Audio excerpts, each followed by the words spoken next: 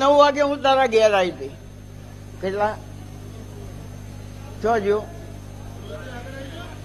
9:15 વાગે હું તારા ઘેર આવી હતી. તમે ફેમિલી જમવા બેઠા હતા. 8:30 તું ઘેર આવ્યો. 9:15 વાગે તમે જમવા બેઠા.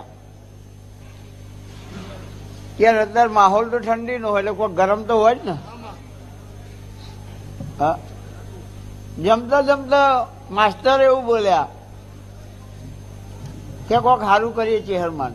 એટલે આ એવું બોલ્યો કે આ પાઘડી પહેરાવતા કે ચેહરમાં જો તમે પાઘડી પહેરી હોય, આ ફૂલ તમે લીધો હોય, આ હાથ તમે લીધો હોય, તો કાલે સવારે 11 વાગશે. કેટલા? કાલે સવારે 11 વાગશે. મારે કડીની બજારમાં જવું હોય.